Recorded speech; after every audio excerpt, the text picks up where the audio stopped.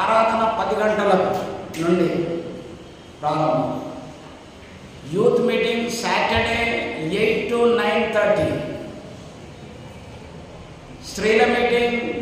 8 o'clock to 9:30 Friday. ఇవి మీరు మనసులో పెట్టుకోవాలి. మనసులో పెట్టుకొని మీరు నిజంగా క్రైస్తవులు అయితే, ఈ సంఘస్థులు అయితే వీటిని పాటించమని ప్రభునామంలో మిమ్మల్ని కోరుకుంటున్నాం. మనం పాఠ్యంలోనికి వెళదాం. మనం 7 సంఘాల గురించినది మనము నేర్చుకుంటున్నాం. పోయిన వారంలో మనము ఎఫెస్ సంఘం గురించినవి కొంత మట్టికే, మళ్ళీ నేను ఎఫెస్ సంఘంలోనికి వస్తా, దాన్ని మనము నేర్చుకున్నాం. మన మధ్యలో క్రిస్టమస్ ఉన్నది కాబట్టి ఇక రేపటి నుండి క్రిస్టమస్ స్టార్ట్ అవుతుంది. డిసెంబర్ మాసం అంటే క్రిస్టమస్ మాసం కాబట్టి దాంట్లో మనము క్రిస్టమస్ సందేశాలను మనం దాని ప్రాముఖ్యతను మనం వింటాం. కాబట్టి ఈ వారం ఈ యొక్క ఇంకొక సంఘం గురించి చెప్పి ఇక్కడ ఆగి నూతన సంవత్సరంలో మళ్ళీ మిగతా ఎఫెస్ సంఘం నుంచే మళ్ళీ మనం మొదలుపెడతాం. కానీ ఏ సంఘం గురించి మీకు చెప్పినా దాని చరిత్ర మాత్రం ఖచ్చితంగా మనం తెలుసుకోవాలి. మీ మనస్సును ఇక్కడ పెట్టండి. మనకు ప్రకటన గ్రంథంలో 7 సంఘములు ఉన్నాయి. 7 సంఘముల గురించిన వర్తమానమును దేవుడు మనకు దయచేసినాడు. 7 సంఘములలో ఎఫెసు, స్మరణ, పెర్గమం, తుయతైరా, సార్దీస్, ఫిలదెల్ఫియా, లవోదికియా, ఇవి 7 సంఘాలు. ఈ 7 సంఘములకు యోహాను పద్మాసు ద్వీపంలో పరవాసిగా ఉన్నప్పుడు యోహాను ద్వారా యేసయ్య చెప్తూ ఉంటే, డిక్టేట్ చేస్తూ ఉంటే యోహాను ఆ యొక్క 7 సంఘాలకు కావలసిన ఆ లెటర్స్ రాసిన. జాగ్రత్తగా వినా, యేసయ్య డిక్టేట్ చేస్తూ ఉంటే, చెప్పుతూ ఉంటే యోహాను ఆ 7 ఉత్తరాలు 7 సంఘాలకు రాసిన గ్రంథమే. ఇది పవర్ఫుల్, శక్తివంతమైనది. కారణం ఏంటిదని అంటే యేసయ్య స్వయముగా మాట్లాడిన ఈ గ్రంథము ప్రవచనాత్మకమైన గ్రంథం. ఇది ప్రాఫిటల్ లెటర్ లేకుంటే బుక్ అని మనం చెప్పవచ్చు. మీరందరూ కూడా నేర్చుకోవాలి, సంఘం అంతా నేర్చుకోవాలి, క్రైస్తవులందరూ నేర్చుకోవాలి. ఇది ప్రవచనాత్మకమైన గ్రంథము అని మీరు నేర్చుకోవాలి. రెండవది, ఈ గ్రంథము ప్రాక్టికల్, జరిగినది. 7 సంఘాలు ఉన్నాయి. అప్పటికి ఆ 7 సంఘాలు ఉన్నాయి. యేసయ్య చెప్పినాడు స్వయంగా. యోహాను మహాభక్తుడు రాసినాడు. పద్మాసు దీపం ఉన్నది. అంటే ఇట్స్ ఎ ప్రాక్టికల్, జరిగినది. యేసయ్యనే చెప్పింది కాబట్టి ఇట్స్ ఎ పవర్ఫుల్, శక్తివంతమైనది. అందుకనే ఈ యొక్క ప్రకటన గ్రంథం చదవాలి అని అంటే ఎక్కడ లేని భయం మనుషులు. అన్ని గ్రంథాలు చదువుతారు కానీ ఇది ఒక్కటి చదువు. ఎందుకంటే ఇది చదువుతుంటే భయం అవుతుంది అని చాలామంది ఒక మరి చెప్తూ ఉంటారు. సరే, మొదటిది ఇది 7 సంఘాలకు రాసినప్పుడు కూడా ఈ చరిత్ర మీకు చెప్తారు. ఇది అన్ని సంఘాలకు 7 లెటర్లలో కూడా ఇది చాలా ప్రాముఖ్యం, మనసులో పెట్టుకోవాలి. నేను దుర్గల మధ్యకుంట సంఘంలో ఈ వారంలో నేను మాట్లాడినా యానివర్సరీలో. వాళ్ళతో మాట్లాడుతున్నప్పుడు ఇది చెప్తూ ఉంటే వాళ్ళు రాసుకున్నారు. చాలామంది వాళ్ళు రాసుకున్నారు. అంత ఆసక్తి అక్కడ ఉంటున్న వీళ్ళ. అయితే ఇక్కడ మొదటి అధ్యాయం ప్రకటన మొదటి అధ్యాయము యేసయ్య ఎవరు, ఆయన వర్ణన, ఆయన ఏ రీతిలో ఉన్నాడు అన్న విషయాలను ఇక్కడ రాసి 8వ వచనం చదవండి. ప్రకటన 1:8. ప్రకటన 1వ అధ్యాయము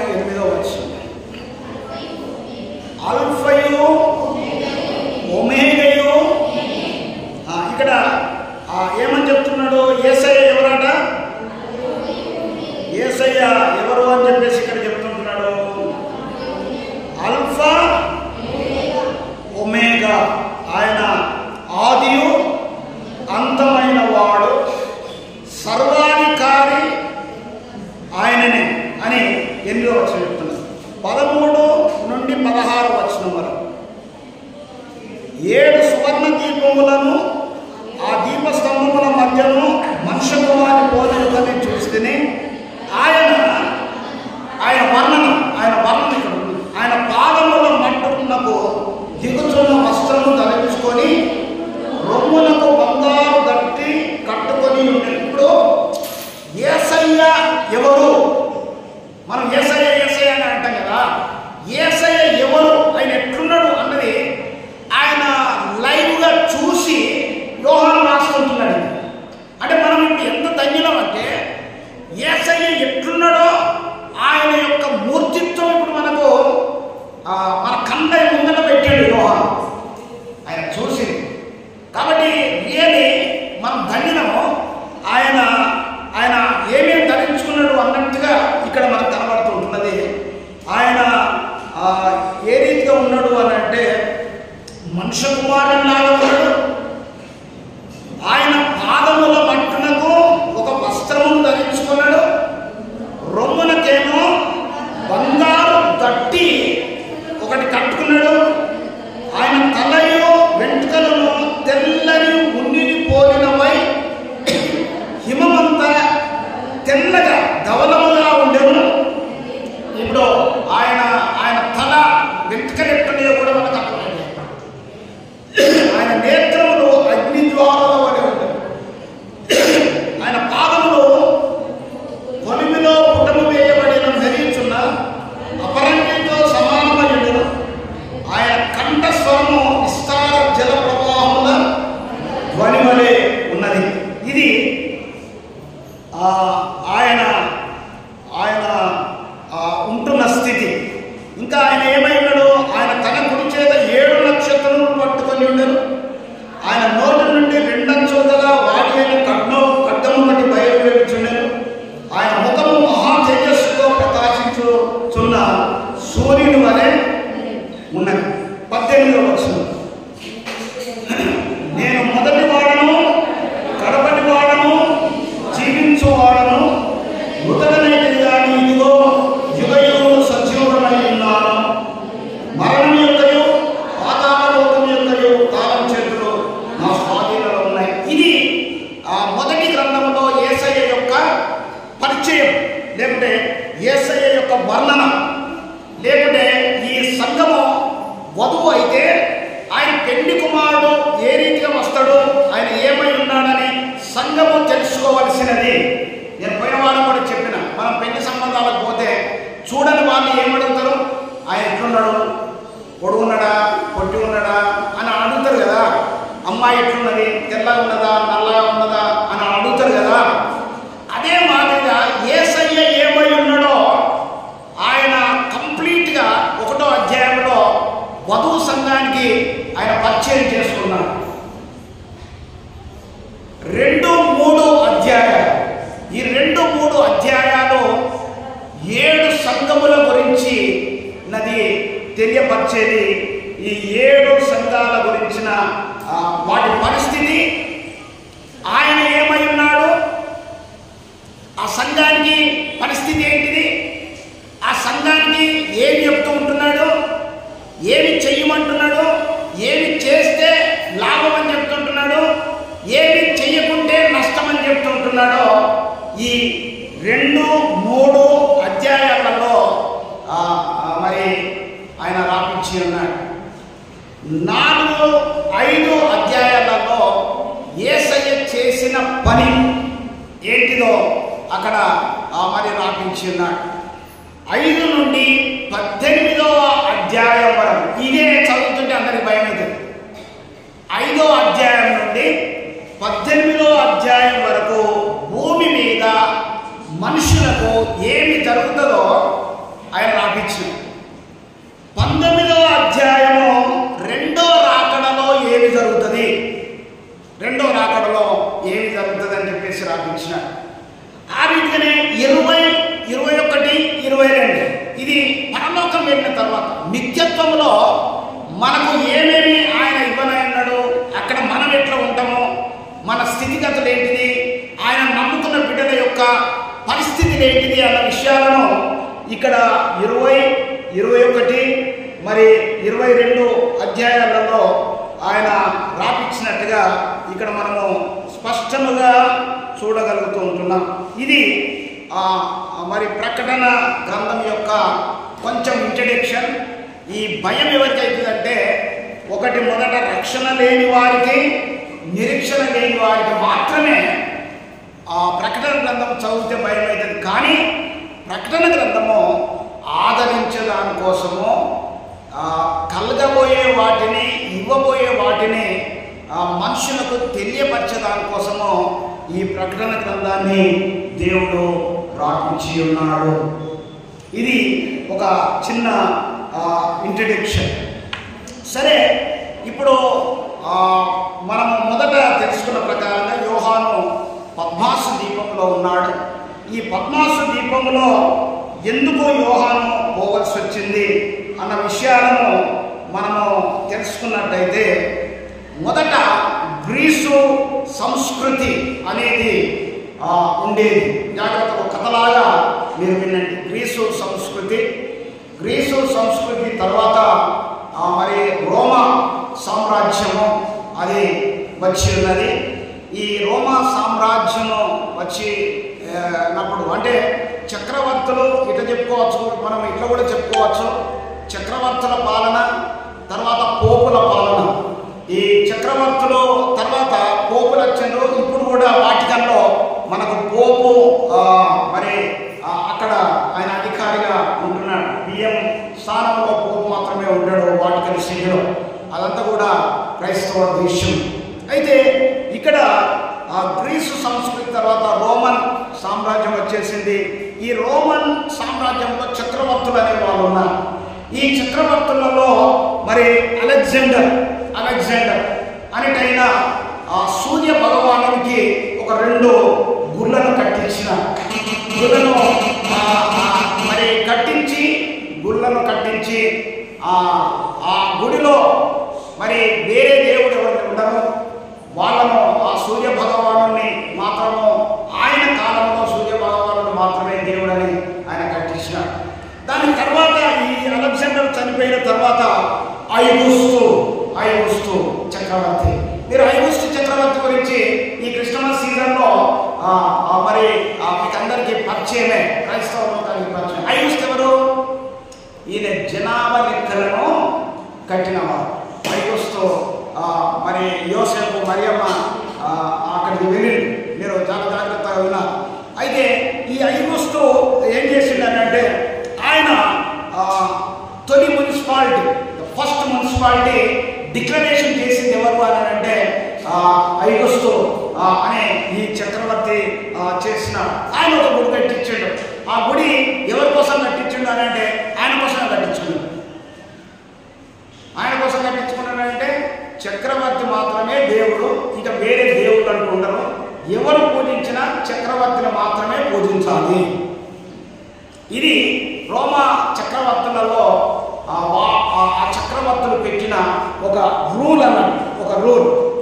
ఈ ఐగుస్తు ఎప్పుడైతే చనిపోయిందో నీరో చక్రవర్తి వచ్చాడు. నీరో చక్రవర్తి వచ్చి ఆయన గుడి కట్టుకున్నాడు. ఆ గుడి ఎవరి కోసం కట్టాడు? ఆయన కోసమే కట్టుకున్నాడు. ఆయననే గుడి, ఆయననే దేవుడు, ఆయన మాత్రమే దేవుడుగా, ప్రభువుగా అందరూ అంగీకరించారు. ఒకవేళ అంగీకరించకపోతే ఏంటిది అని అంటే భయంకరంగా అంగీకరించని వాళ్ళను చంపేవారు. ఇది మొదటి శతాబ్దంలో జరిగింది. మొదటి శతాబ్దము క్రైస్తవులకు జరిగిన హింసలే మన దేశంలో కూడా చాలా ప్రాంతాలలో జరుగుతుంటున్నాయి. మరి మిజోరాం, మేఘాలయ అక్కడ ఉంటున్న ప్రజలకు మనము ఎంత భయంకరమైన మరి చర్చెస్ కాల్చివేసి అక్కడ ఉంటున్న అమ్మాయిలను నగ్నంగా తిప్పేసి వాళ్ళను మరి చెరిపి అక్కడ ఎంతో హింసలకు గురి చేసిన.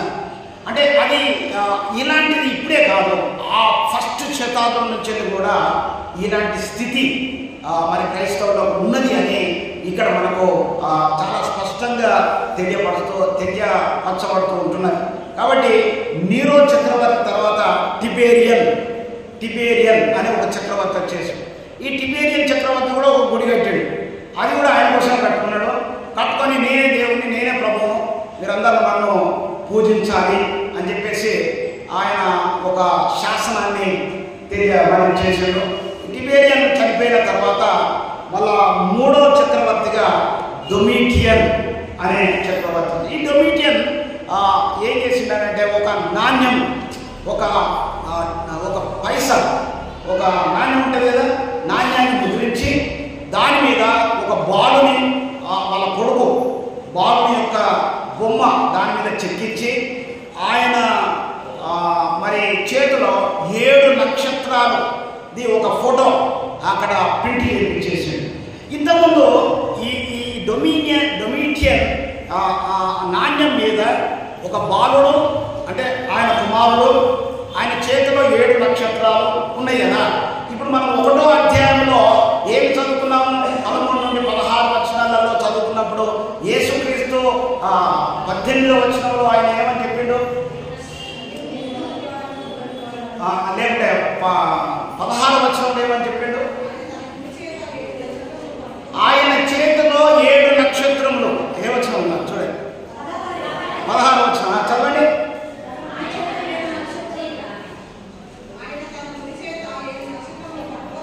ఆయన కుడి చేత 7 నక్షత్రములు అంటే ఏంటన్నట్టు, ఇప్పుడు ఈ డొమిటియన్ యొక్క ఆయన ముద్రించిన నాణ్యంలో కూడా ఆయన కొడుకు చేతిలో 7 నక్షత్రాలు పట్టుకొని ఉండేది.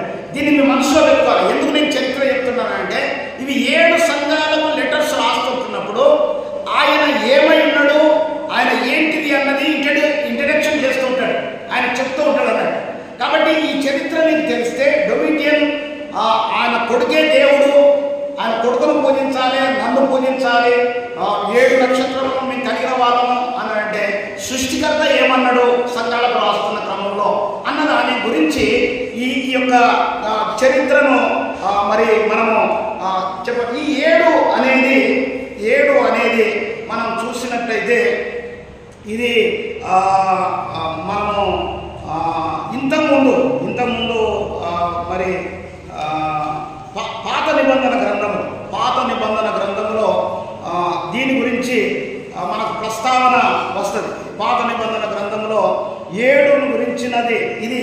7 అని అంటే మరి దీని గురించినది 7 నక్షత్రములు అని జకర్య గ్రంథంలో 7 నక్షత్రములు అని ఆ జకర్య రాస్తాడు. మరి ఆ రీతిగానే యెహెజ్కేలు 4 జీవులు అని మరి యెహెజ్కేలు రాస్తాడు. దానియేలు 4 ముఖములు అని చెప్పేసి మరి దానియేలు మహాభక్తుడు రాస్తాడు. ఈ 7 అనేది సంపూర్ణతకు గుర్తు.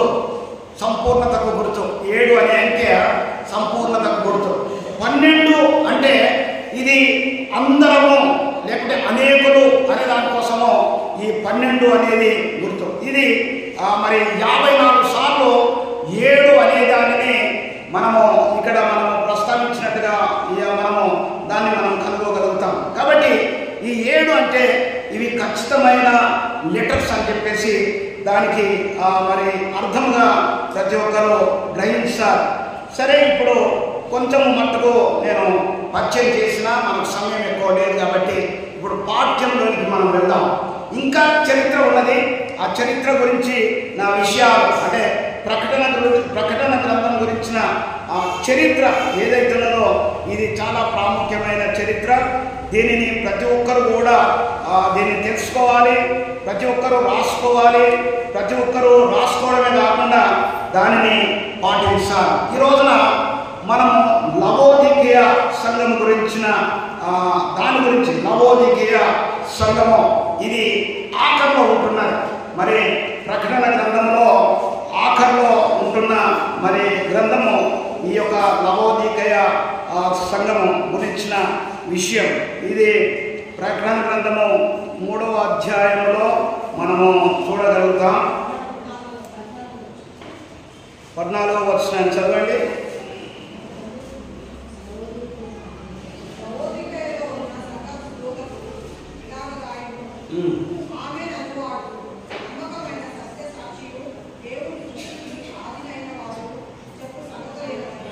ఇక్కడ మనం చూసినట్లయితే 14 వచనం 3:14లో లవోదిక సంఘం గురించి రాస్తూ ఉంటున్నాడు.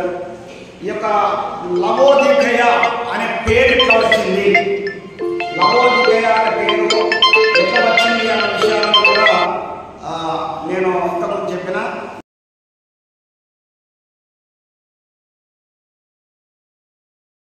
ఒక ఊరు కట్టించి దానికి లవోదికయ అని పేరు పెట్టాడు. పేరు పెట్టిన తర్వాత ఏమైపోయింది అని అంటే ఆమె నేను చేసుకొని పోవాలని అన్నది. సరే, అది ఒక చరిత్ర, అదొక చరిత్ర. అంటే ఆ పేరు ఎట్లా వచ్చింది అనే దానికోసము ఆ చిన్న స్టోరీ. ఆ అమ్మాయి ఆ పేరును ఈయన ఆమె మీద ఉన్న ప్రేమతోని ఆ ఊరికి కూడా అదే పేరు పెట్టాడు, అదే లవోదికయ. అయితే ఈ లవోదికయకు ఒక ప్రత్యేకమైన ప్రత్యేకత ఉన్నది. ఈ లవోదికయ అనేది దానికి ఇది ఫిలదెల్ఫియాకు ఆగ్నేయ దిక్కున ఉంటుంది. ఫిలదెల్ఫియా అనే మీరు బైబిల్లో అంటే ప్రకటన మీకు అర్థం కావాలి అంటే పాత నిబంధన అంతా కూడా క్షుణ్ణంగా మీరు చదవాలి.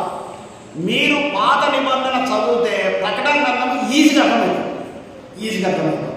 మీరు ప్రకటన గ్రంథంలో అర్థం చేసుకోవాలని అంటే పాత నిబంధన గ్రంథంలో తప్పకుండా ప్రతి అక్షరాన్ని మీరు చదవండి.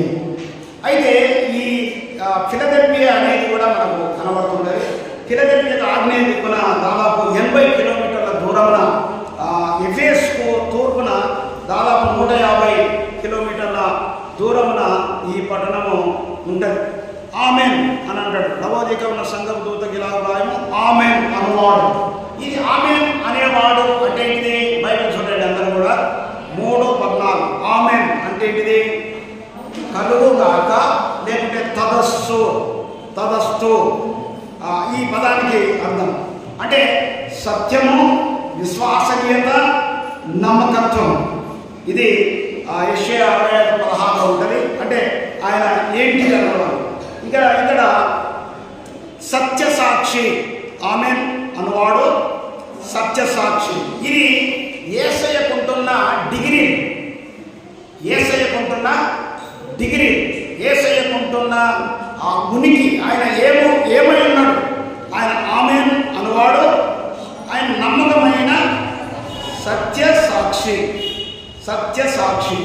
అంటే 1:5 చదవండి. 1:5 ఆయన ఏంటిదంట, నమ్మకమైన సాక్షియు, మృతులలో నుండి ఆది సంపూర్ణుడిగా లేచిన వాడును, భూపతులకు అధిపతి ఉన్న యేసుక్రీస్తు. ఇప్పుడు ఆయన ఏంటిదని మనం చదువుకుంటున్నాము. ఆయన ఏమై ఉన్నాడో ఆయన నమ్మకమైన సాక్షి. అదొక ఎవిడెన్స్. అందరు ఇక్కడ ఉన్నారా? హల్లెలూయా. ఇది ప్రార్థన పూర్వకంగా అర్థం చేసుకోవాలి. నమ్మకమైన సాక్షి గురించి 1:5 ప్రూవ్ చేస్తున్నది అన్నారు. ఆయన ఇంకా అక్కడ కొన్ని విషయాలు దేవుని సృష్టికి ఆదియునైన వాడు. ఇప్పుడు డొమిటియన్ ఏమన్నాడు, నా కొడుకు 7 నక్షత్రాలు కలిగి ఉన్నాడు, నా కొడుకే ప్రభువు అని చెప్పేసి, నేనే ప్రభువు అని చెప్పేసి చెప్తున్నాడు కదా. ఇక్కడ యేసుక్రీస్తు వారు ఏమంటున్నాడు, ఆదియు అయిన వాడు.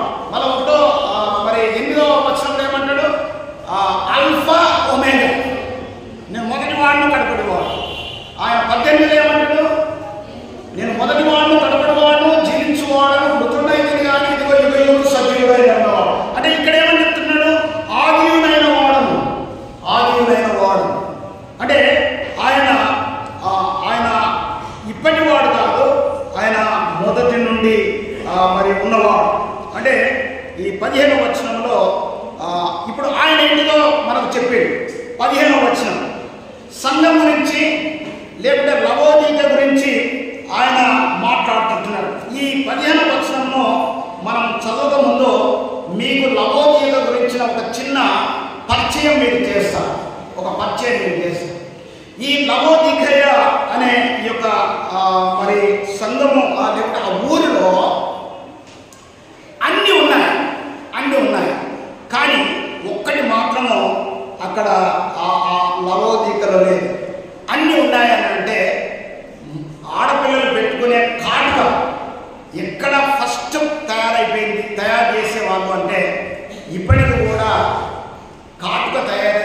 లవోదిక పట్టణంలో కాటుక ఎక్కడ తయారవుతుంది అని అంటే లవోదికలో పట్టణం అన్ని దేశాల వాళ్ళు అక్కడికి వెళ్ళే కొనుక్కుంటారు. ఇది మొదటిది అక్కడ ఉన్నది. రెండవది ఆ లవోదికలో ఉన్నది ఆ ఊర్లో ఉన్నది ఏంటి అని అంటే అక్కడ మంచు ఎక్కువ పడుతుంది. కొండ ప్రాంతంలో కొండ గొర్రెలు ఉంటాయి. అవి వాటి యొక్క వెంట్రుకలు చాలా స్మూత్గా ఉంటాయి అన్నట్టు. కాబట్టి వాళ్ళ గొర్రెల బొచ్చుతోని ఏం చేస్తారంటే కోట్లు కొట్టుతారు. కోట్లు అంటే కోట్లు తయారు చేసే మరి స్థలము అది.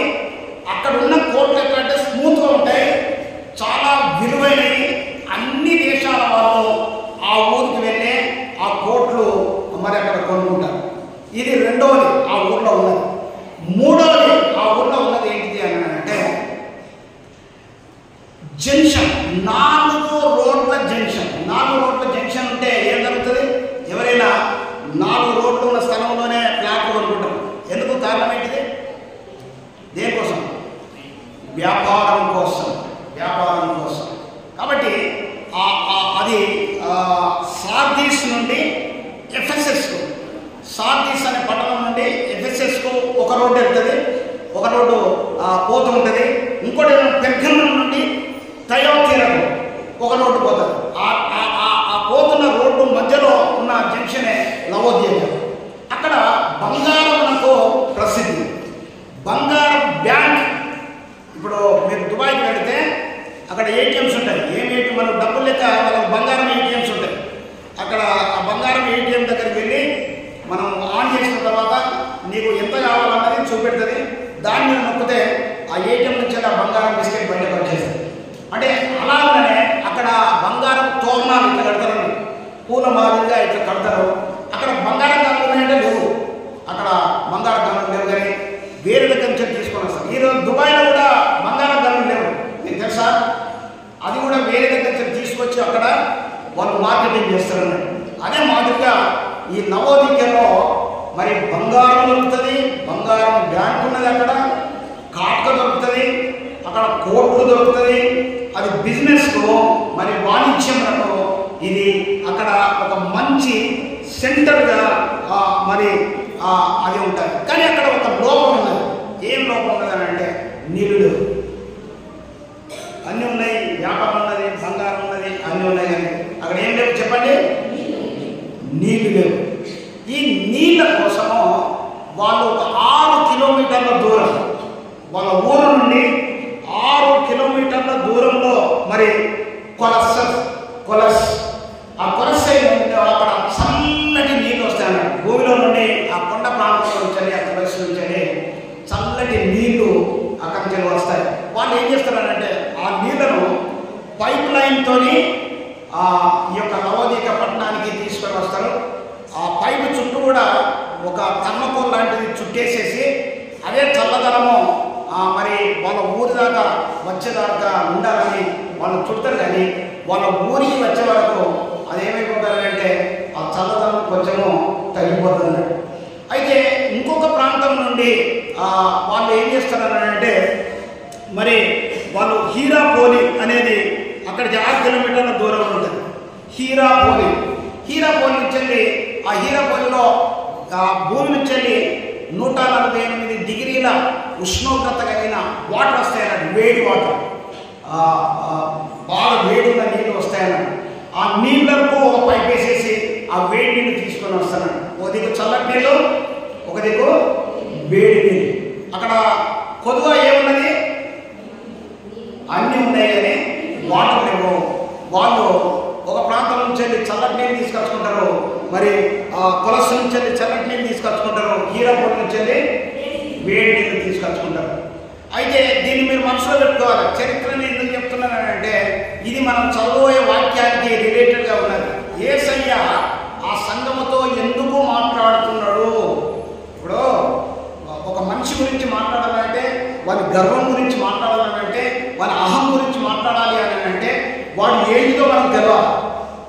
తెలిస్తే దేవుడు ఏంటిది, ఆ మనిషి యొక్క పరిస్థితి ఏంటిది, అది మనం చక్కగా మాట్లాడడం కోసము మరి ఆస్కారం ఉంటుంది. అదే మాదిరిగా ఇక్కడ ఈ యొక్క మరి ఆ ఊర్లో ఈ యొక్క కొలసి లవోదీకల పట్టణంలో ఉంటున్న మరి స్థితిగతుల గురించి దేవుడు మాట్లాడుతూ ఉంటున్నాడు. ఇప్పుడు మనము ఈ యొక్క పాఠ్యంలోనికి మనం వెళ్దాం. ఇక్కడ 15వ వచనాన్ని చదవండి. 15వ వచనాన్ని చదవండి. నీ క్రియలను అది చదవండి. నీ క్రియలను నేను ఎరుగును, నీవు చల్లగానైనను వెచ్చగానైనను. ఇక్కడ ఇప్పుడు నేను చరిత్రలో ఏం చెప్పినా, ఆ ఊర్లో నీళ్లు లేవు, ఒక దగ్గర నుంచి చల్లని నీళ్ళు వస్తాయి, ఆ దగ్గరికి వచ్చే వరకు ఆ చల్లంతా కూడా పోయి అది నిలువెచ్చగా అయిపోతుంది. ఇక్కడ ఇంకొక హీనపల్ నుంచి వేడి వాటర్ వస్తాయి, అవి కూడా ఈ ఊరి దగ్గరికి వచ్చే వరకు అవి కూడా నిలువెచ్చని స్థితికి వస్తాయి. అక్కడ ఉన్న ప్రజలు కూడా ఆ ప్రజల గురించి ఆయన ఏమని మాట్లాడుతున్నాడంటే, నీవు చల్లగానైనను నువ్వు వెచ్చగానైనను లేవు, నువ్వు చల్లగానైనను వెచ్చగానైనను ఉండిన అది చదవండి. మేలు అని ఏమిటి మేలు చెప్పండి. చల్లగానైనను వెచ్చగానైనను ఉండిన మేలు. ఇది మనసులో పెట్టుకోండి, ఇది మనసులో పెట్టుకోండి. కొలసి సంఘస్థులు చల్లగా లేరు, వెచ్చగా లేరు. అగాపే సంఘస్థులు చెప్పాలి. ఈ సంఘం గురించి తెలిసిన వాళ్ళు చెప్పాలి. చెప్పండి. అంటే ఆమె ఏమనుకుంటుందో, ఈయనేమనుకుంటుందో, మనకెందుకు వచ్చిన బాధ, పాస్టర్ బదనాం అవుతాడు, ఆయననే తింటాడు, ఆయననే అంటాడు, మనకెందుకు చెప్పండి.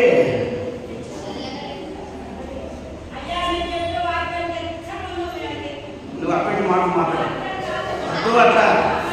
అట్లా నేను అడిగేది ఒకటి, నువ్వు చెప్పేది ఒకటి. అగాపే బేతేలు సంఘము ఈ లవోదీక సంఘంలో ఉన్నట్టుగా చల్లగానైనను వెచ్చగానైనను ఉన్నదా లేదా? ఎవరు అన్నది ఏదో వినబడదు. ఇంకొక శబ్దం వినబడదు. లేరు అన్న ఒక శబ్దం వినబడినట్టు అనిపించింది.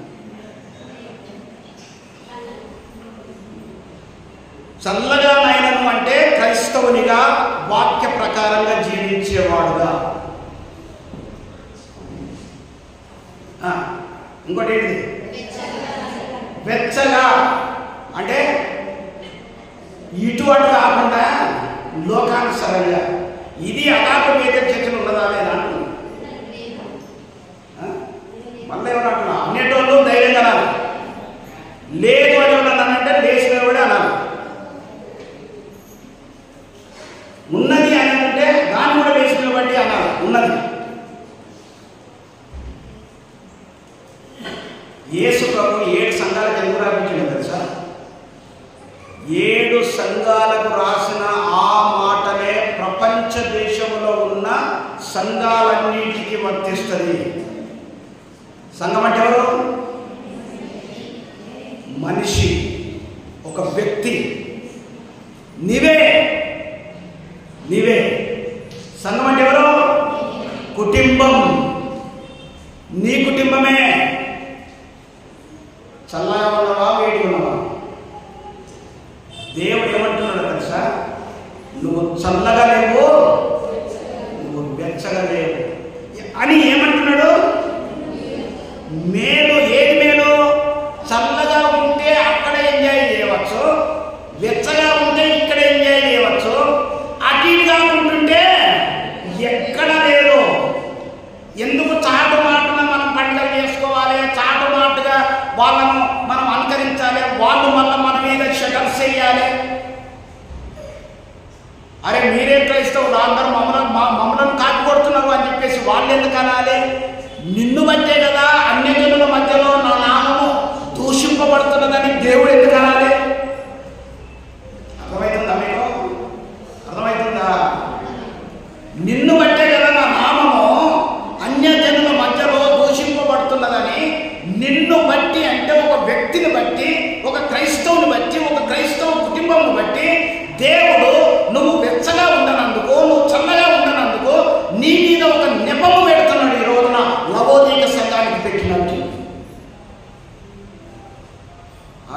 అసలు సంవత్సరానికి చెప్తుంటే ఆయనకి అట్నే చెప్తా అంటారు భయ్యా అని అనుకుంటున్నాడు. ఎక్కడ చూపెడుతున్నాడు? బైబిల్ను ఒకవేళ చదివితే యేసయ్య స్వయంగా ఆయన ఏమి యోహానుకు రాసి 7 సంఘాలకు రాయమని చెప్పింది. ఎందుకు అంటే ఆ తర్వాత వచ్చే సంఘాలన్నీ కూడా ఖచ్చితంగా అదే లోపాలు ఉంటాయని చెప్పేసి. ఎఫెసు సంఘం గురించి ఏం నేర్చుకున్నారు పోయిన వారు? మొదటి ప్రేమ పోగొట్టుకున్నావు. అవార్డు చెప్పాలి. ఏమైంది ఆ సంఘంలో? ఫస్ట్ లవ్, మొదటి ప్రేమ. ఎఫెసు సంఘానికి రాస్తూ నీవు అన్ని బాగానే ఉన్నాయి, నీవు నికోలైతులను నువ్వు ద్వేషిస్తావు, నీవు ఆ అబద్ధ బోధకులను కూడా నువ్వు ఖండిస్తావు, అన్ని మంచిగానే ఉన్నాయి నీ దగ్గర, కానీ మొదటి ప్రేమ నువ్వు పోగొట్టుకున్నావు. లవోదిక సంఘానికి ఏమంటున్నాడు? నువ్వు వెచ్చగా లేవు, నువ్వు చల్లగా లేవు. ఈరోజు నేనేమంటున్నానంటే ఎఫెసు సంఘం మాదిరిగా మొదటి ఉద్యమము, మొదటి ప్రేమ నీలోనే ఉన్నదా? లవోదిక సంఘంలో మరి దేవుడు సెలవిచ్చిన ప్రకారంగా నువ్వు చల్లగా ఉన్నావా, నువ్వు వెచ్చగా ఉన్నావా? ఒకవేళ ఏదో ఒక దిక్కు ఉండు. Decide your self. డిసైడ్ చేసుకో. పండుగ క్రైస్తవులుగా ఉండకండి, నామకాంత క్రైస్తవులుగా ఉండకండి. ఉంటే చల్లగా ఉండు, లేకుంటే వేడిగా ఉండు. నీ సాక్ష్యము నీ ఉద్యోగంలో ఉండాలి, నీ సాక్ష్యము నీ యొక్క పని దగ్గర ఉండాలి, నీ సాక్ష్యము నీ ఊర్లో ఉండాలి, నీ సాక్ష్యము నీ వాడలో ఉండాలి, నీ సాక్ష్యము నీ సంఘంలో ఉండాలి, నీ సాక్ష్యము నీ కాలేజీలో ఉండాలి, నీ సాక్ష్యము నీ స్కూల్లో ఉండాలి.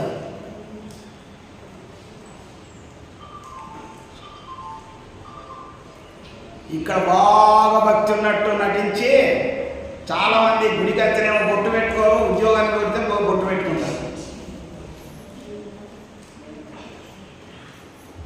సత్యము ఇది సత్యము, ఇది సత్యము. అందుకని ఆయన ఏమని చెప్తాడు? ఆయన ఏమై ఉన్నదట? ఆయన ఏంటిది? యేసయ్య ఏంటిది? నమ్మకమైన సత్య సాక్షి.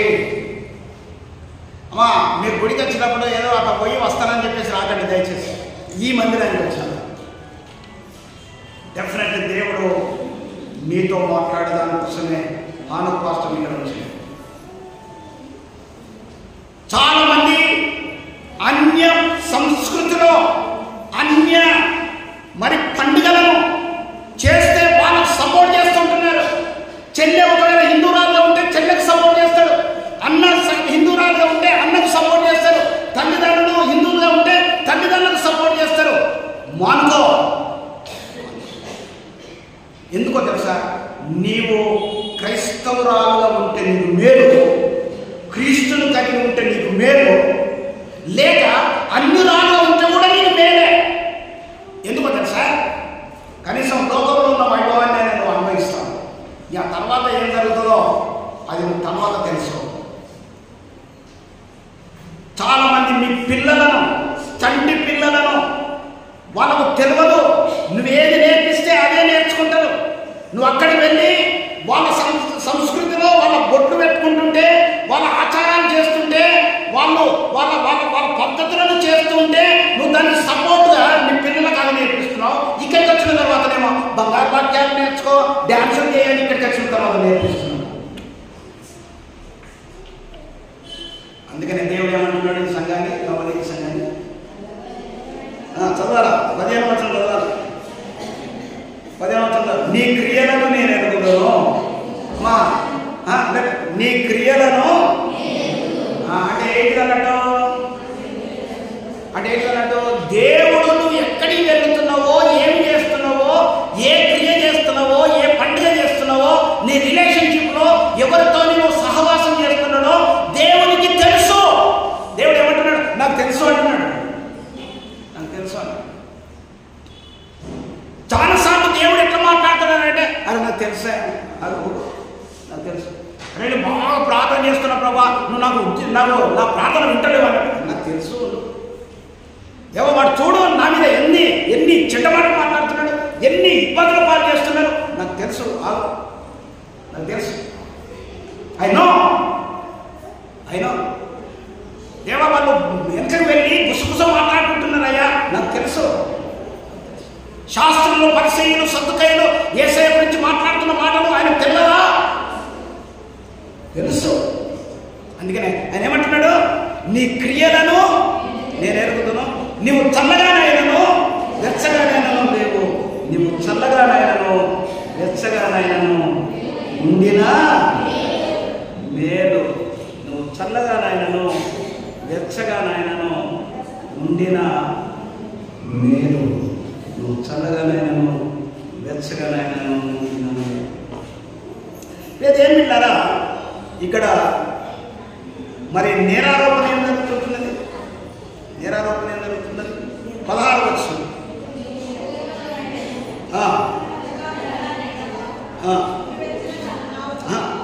చల్లగానైనను వెచ్చగానైనను ఉండిన మేలు. నువ్వు చల్లగానైనను వెచ్చగానైనను నిలువెచ్చగా ఉన్నావు కనుక నేను నిన్ను నా నోట నుండి ఉమ్మి వేయుదును. ఇప్పుడు దేవుడు ఈ మాట అంటున్నాడు కదా, మీరెప్పుడన్నా లూక్ వామ్ వాటర్ మీ నోట కలుసుకొని తాగేదా? ఎట్లుంటుంది? చక్కగా ఉంటుందిలే. అటు వేడి కాకుండా చల్లగా ఉంటుంది తాగేది ఎట్లుంటుంది?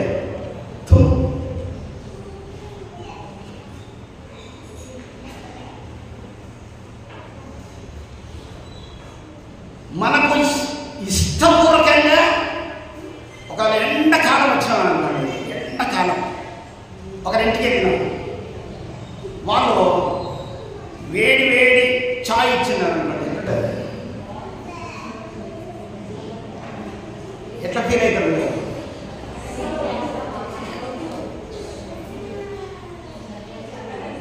అదే ఒకవేళ థమ్స్అప్ ఇచ్చినారు అనుకోండి,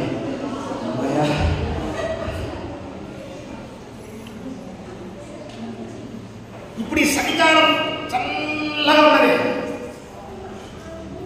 డీప్ ఫ్రిడ్జ్ తీసుకొచ్చి నీకు మంచి కూల్ డ్రింక్ పోషించారు, హాయిగా కొంచెం తాగుతారా? ఎట్లా ఫీల్ అవుతారు? ఒకవేళ టీ చేసి ఇచ్చినాడు అనుకోండి, వేడి పెట్టి, అయ్యా ఎప్పుడో చేసిన టీ చల్లగా ఉన్న టీ నీకు ఇచ్చినాడు అనుకోండి, దాని మీద చల్లగా ఉన్న టీ మీద ఏముంటుంది? మీగ చెట్టుంటుంది. తాగు చెట్టుంటుంది మూతికి అనుకుంటుంది. ఎక్కడ ఏం చేస్తాం? మూతికి ఆ మీగ అనుకుంటే అంటాం. ఎందుకో మిగవచ్చా?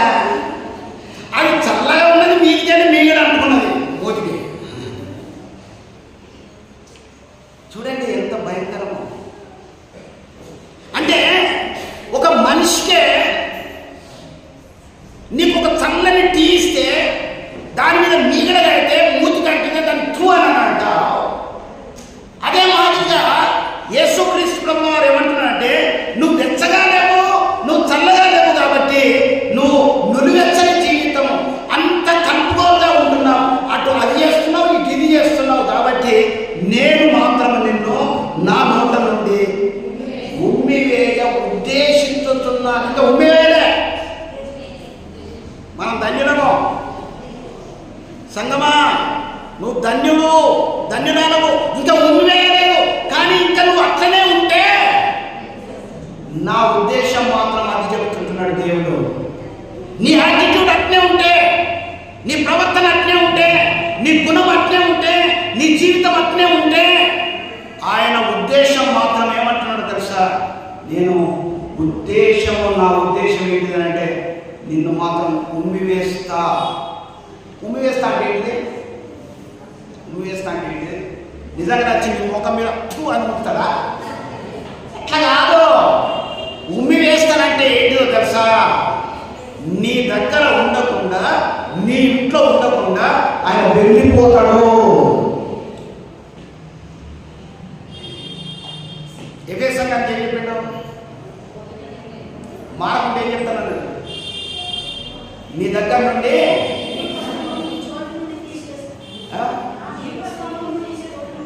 దీపస్తంభమును తీసివేస్తానంట. దీపస్తంభం అంటే ఎవరో? వాక్యమైన దేవుడే కదా. అంటే ఏంటి అన్నట్టు? నేనే నీ దగ్గర ఉండకుంటే వెళ్ళిపోతారా? ఈ రోజున దేవుని బిడ్డలారా, ఇది చాలా లోతైన వాక్యం. ఈ రోజున ప్రతిరోజు నేను చెప్తున్నది.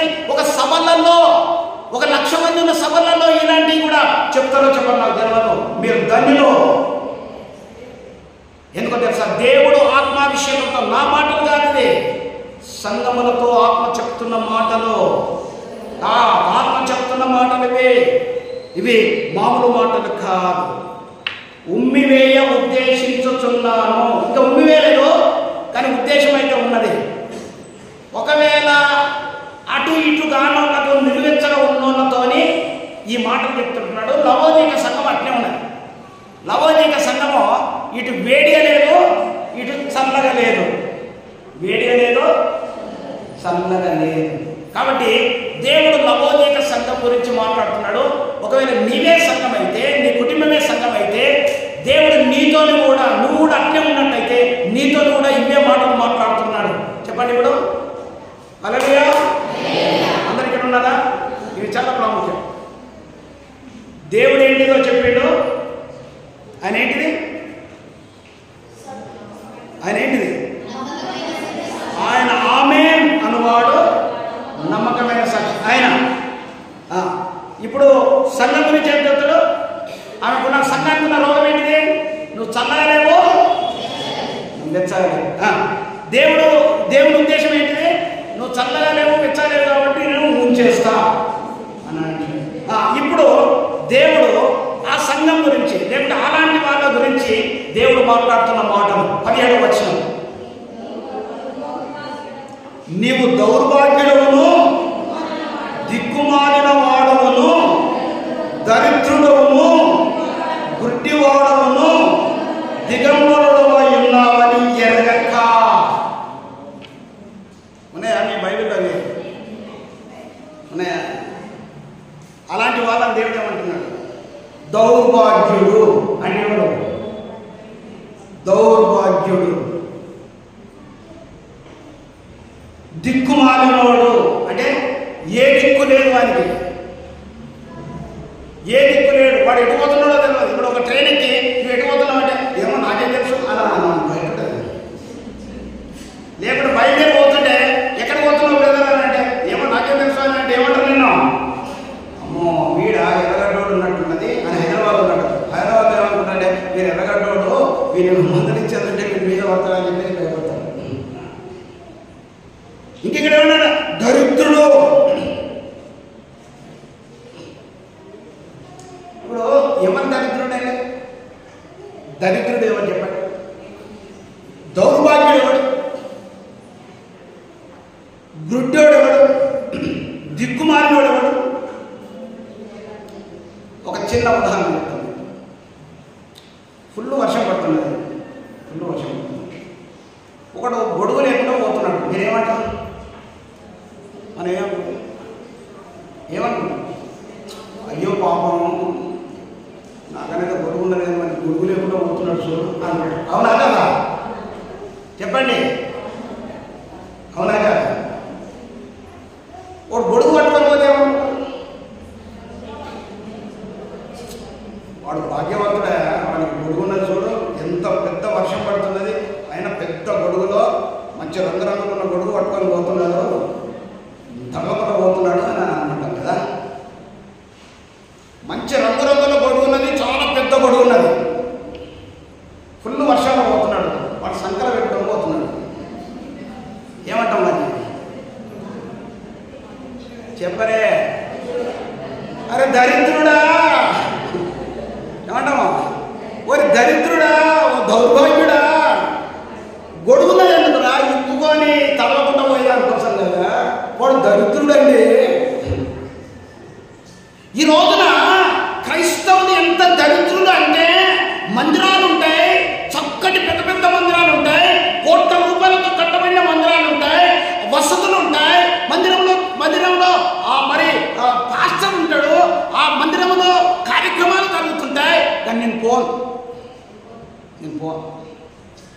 అన్నీ ఉన్నాయి, అన్నీ ఉన్నాయి.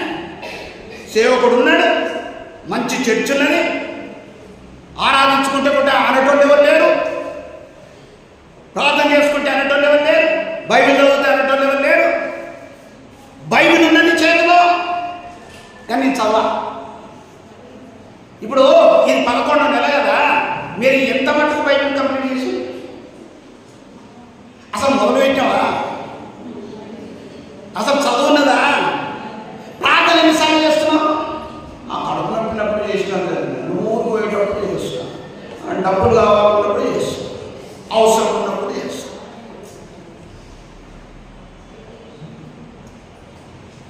ఏదో కొంచెం సేపు ఆహ్లాదకరంగా పాటలు పాడుకొని వాక్యం ఉందామని పోతే ఏందా ఈ శుద్ధి అని కొంతమంది అనుకుంటున్నారు. బైబిల్ చదువు.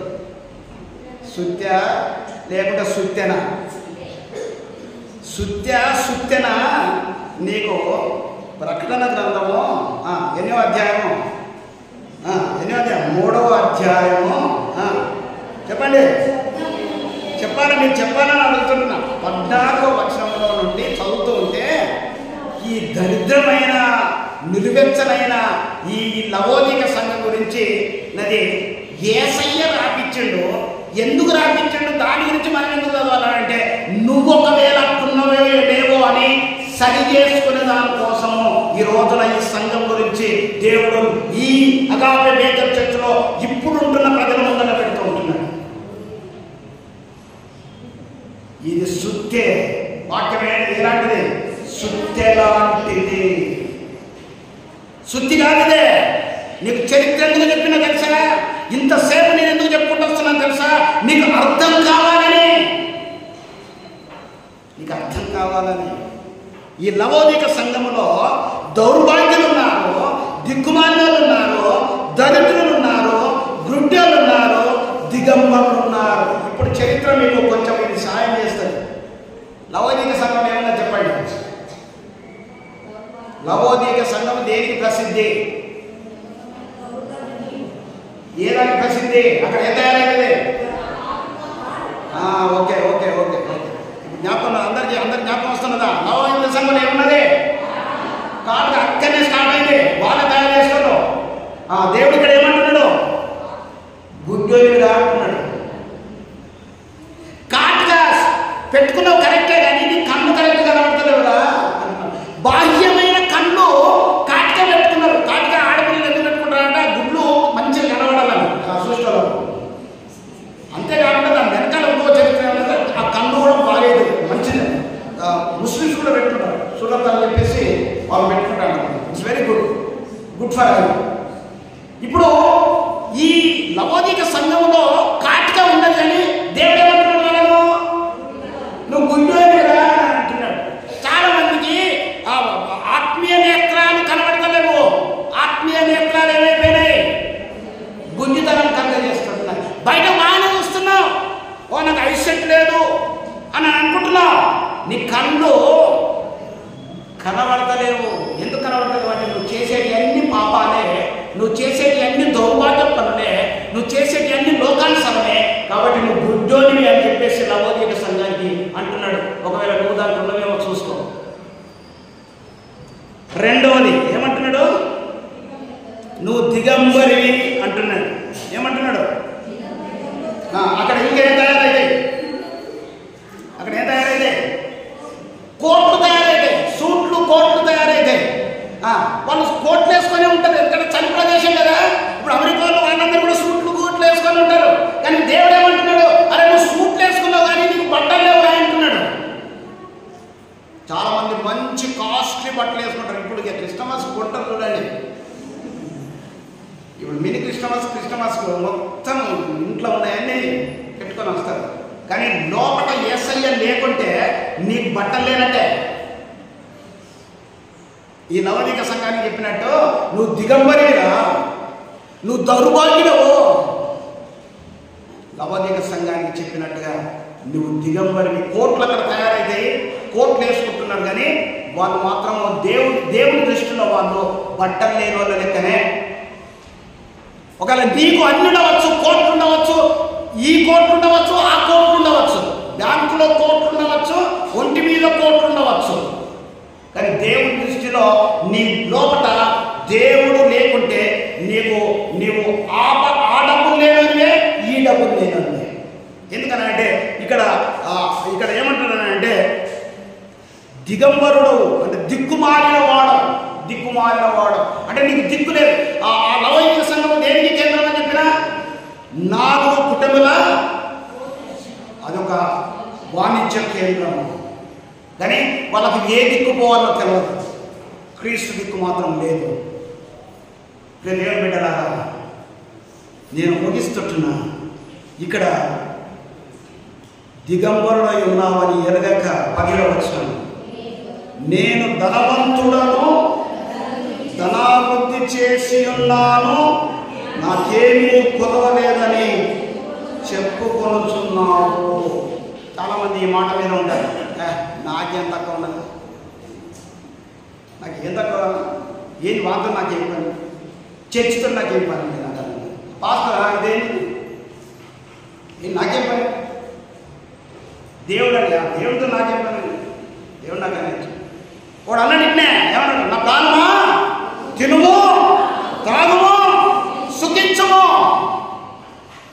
నా ప్రాణమా తిను, తాగు, సుఖించు. దేవుడు ఏమన్నాడు, అరే ఈ రాత్రి నీ ప్రాణం కావాలన్నా. ఈ రోజున ఏంటున్నారా, నీవు ఇక్కడ అంటున్నట్టు నువ్వు ధనవంతులకు ధనాభివృద్ధి చేసుకున్నావు, నాకేం కొద్దని నువ్వు చెప్పుకుంటున్నావేమో. లవోదిక సంఘం చెప్పుకున్నట్టు 18వ వచనానికి రండి. నీవు ధనాభివృద్ధి చేసి కొనున్నట్లు అగ్నిలో పుట్టము వేయబడిన బంగారమును. లవోదిక సంఘంలో ఇంకేముంటాయి, లవోదికలో ఆ ఊర్లో ఇంకేం దొరుకుతుంది, బంగారం దొరుకుతుంది. మరి దేవుడు ఏం కొనుక్కోమంటున్నాడు, అగ్నిలో పుట్టము వేయబడిన బంగారమును నీ దిశముల సిగ్గు కనబడకుండానట్లు ధరించుకున్నట్టు తెల్లని వస్త్రమును. అక్కడ కోట్లు తయారైతే దేవుడు ఏమంటున్నాడు, కోట్లు కొనుక్కోరా అంటున్నాడు. ఏ కోట్లు, అగ్నిలో పుట్టము వేయబడిన కోట్లు, ఆత్మీయమైన వస్త్రాలు, రక్షణ వస్త్రాలు. 7:14 ఏమంటుంది, వీరందరూ ఎవరు అని అంటే వీళ్ళు తెల్లని వస్త్రాలు ధరించుకొని ఖర్జూరపు బట్టలు పట్టుకున్న వీళ్ళందరూ ఎవరు అని అంటే వాళ్ళు గొర్రెపిల్ల రక్తములో తమ వస్త్రములను కొనుక్కున్నవాళ్ళు. హల్లెలూయా.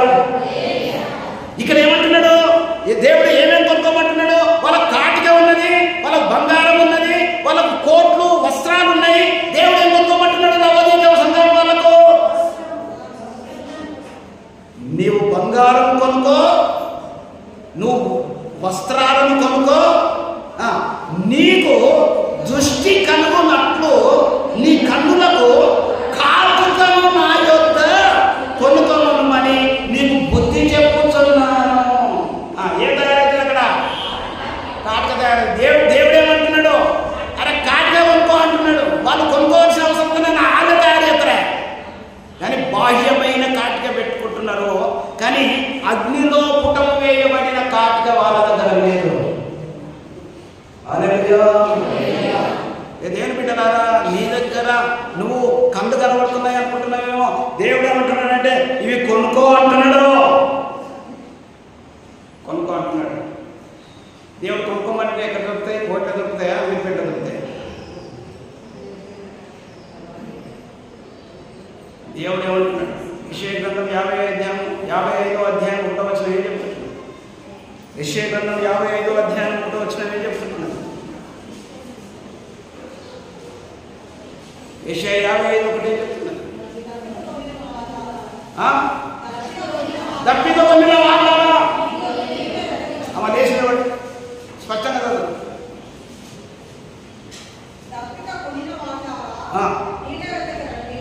నీళ్ళ యుద్ధకు రండి, ఆ డబ్బు లేని వాళ్ళారా,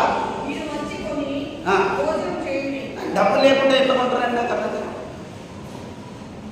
ఇక్కడ కొనుక్కోమంటున్నాడు కదా యెషయా మహాభక్తుడు, కూర్చోతాను. ఇప్పుడు యెషయా మహాభక్తుడు ఏమంటున్నాడు, ఓ దప్పిగా పొందిన వాళ్ళ ఎవరికైతే ఇంట్రెస్ట్ ఉన్నదో, నేను నిజంగా యేసయ్యను కలిగి ఉండాలి, యేసయ్యను ధరించుకోవాలి, వాక్యానుసారంగా జీవించాలి అనేవాళ్ళు ఎక్కడికి రావాలా, దేవుని వద్దకు రావాలి. హల్లెలూయా. దేవుని ఆలయానికి రావాలి. దేవుని ఆలయానికి వచ్చి సేవకుడు చెప్పే రూల్స్ అండ్ రెగ్యులేషన్స్ కఠినంగా ఉన్నా నేను చేస్తా అని ఒక తీర్మానానికి రావాలి. వాక్యం చదువుతుంటే కఠినంగా ఉన్నా నేను చేస్తా అని ఒక తీర్మానానికి రావాలి. ఉచితం, ఫ్రీ ఫ్రీ ఫ్రీ ఫ్రీ అని కొంచెము నిన్ను గట్టిగా మందలిచ్చినట్టుగా ఉంటుంది. లోబడు.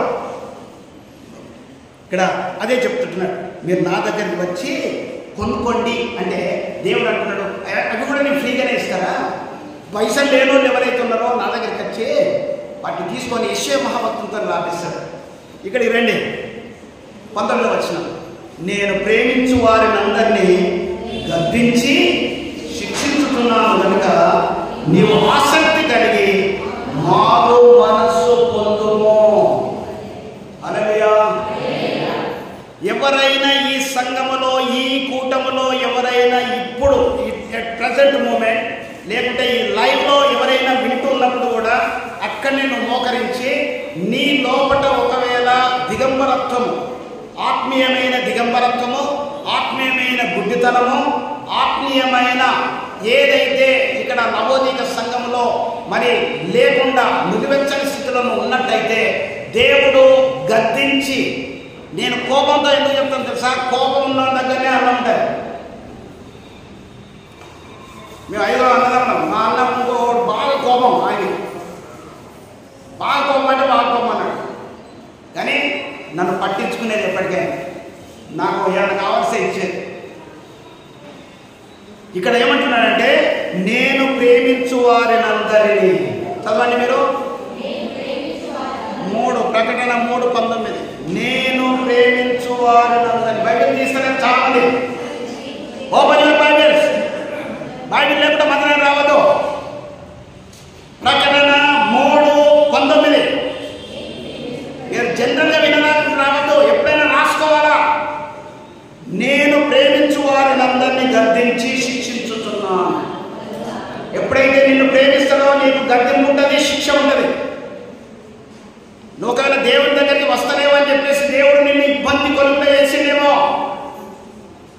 నువ్వు ఇప్పుడు ఇబ్బంది కొలుపులో ఉంటున్నావంటే దేవుడు పరీక్ష కోసం ఉంచుతున్నాడేమో. జాగ్రత్త. వాక్యమే మనకు సత్యమో, వాక్యమే మనకు సత్యమో. ఈ వాక్యం ఏం చెప్తున్నానంటే నేను ప్రేమించు వారిని గద్దిస్తా, శిక్షిస్తా కనుక నీవు ఆసక్తి కలిగి మారు పొందు. ఈ క్షణంలో ఈ రోజున వింటున్న నీవు మారు మనస్సు పొందు. ఇదిగో 20వ వచనం, ఇదిగో నేను తన యొద్ద నుంచి తప్పుచున్నాను. ఎవడైనా నా స్వరం విని తప్పు తీసేయక నేను అతని యొద్దకు వచ్చి అతనితో నేను నాతో కూడా అతను భోజనము చేయడము. ఇప్పుడు ఒకవేళ నువ్వు నీ డోర్ ఓపెన్ చేసినట్టయితే యేసయ్య లోపల బెడం పెట్టాడు. ఆ బెడం తీస్తే యేసయ్య నీ దగ్గరికి వస్తాడు, నీతో కలిసి భోజనం చేసే కోసం ఆయన సిద్ధంగా ఉన్నాడు. ఒకవేళ ఇదే అనుకూలమైన సమయం, ఇదే రక్షణ దినం. చాలా మంది తాగుబోతున్నారు, చాలా మంది లోకానుసారంగా తిరుగుతున్న వ్యభిచారులు ఉన్నారు, చాలా మంది మరి జాగ్రత్తం చేసే వాళ్ళు ఉన్నారు. ఇది నేను అనకున్నా నీ మనసాక్షికి తెలుసు. వాట్ యువర్ ఫ్యామిలీ, నీ జీవితం ఏంటిదో దేవుడికి తెలుసు.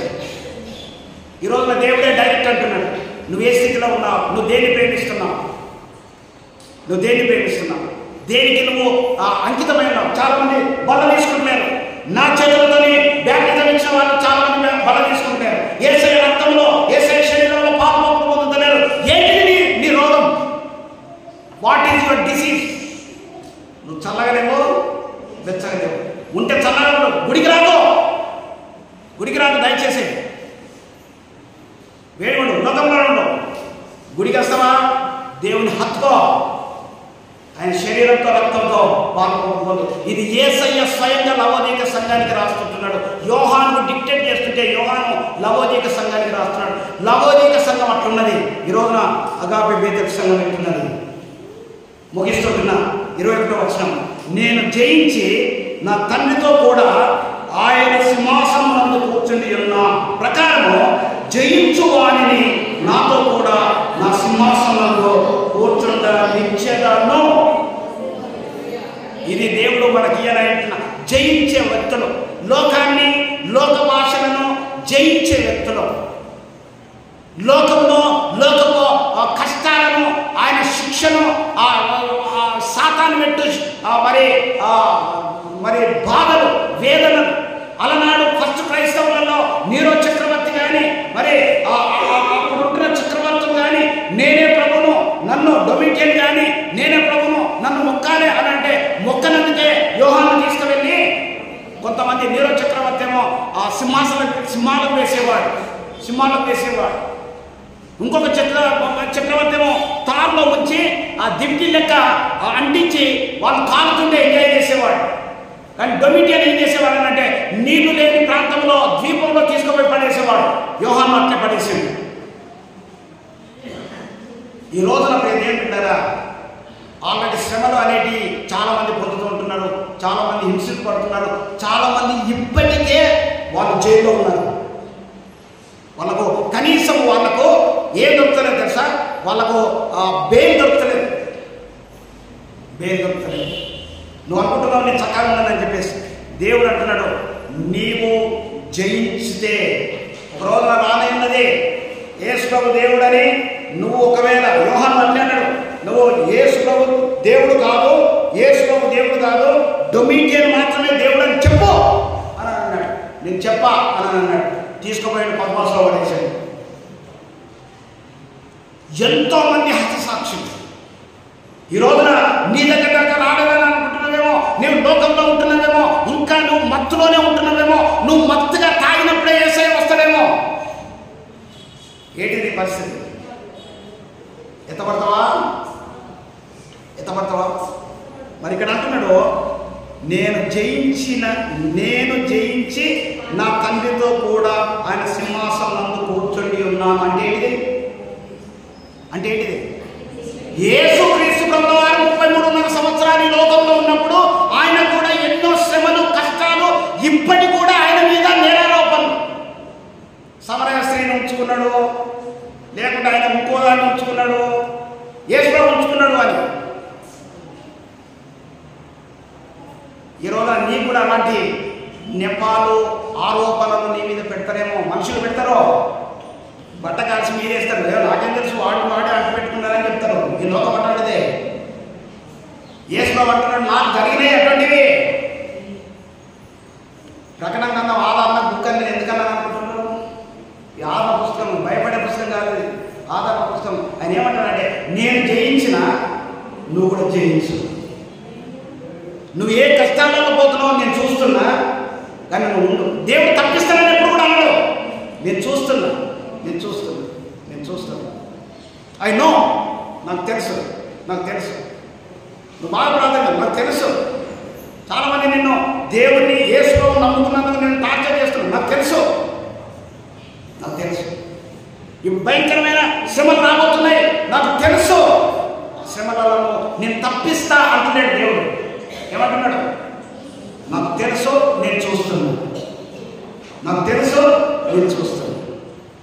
ఇక్కడ అంటున్నాడు, నువ్వు ఒకవేళ జయిస్తే ఆయన ఏమంటున్నాడు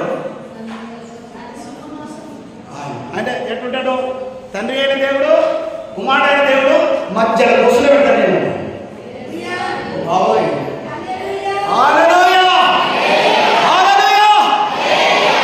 ఏమంటున్నాడు? సెంటర్లో నువ్వు ఉంటావు, అటు ఇటు నాతో కూడా కూర్చుండబెడతాను. ఇప్పుడు అందరు కలిసి చదువుదామా? 22వ వచనం. అందరు బైబిల్ తీయండి. ప్రకటన గ్రంథము 3వ అధ్యాయము 22వ వచనం. అందరు తీసి పెట్టుకోవాలి. అందరు తీసేయాలి.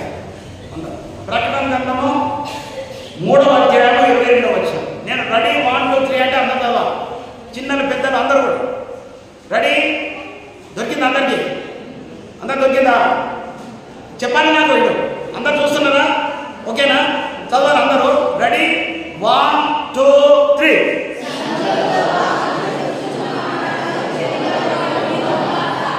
దేవుని పేరు ఇప్పుడు చెవిగలవాడు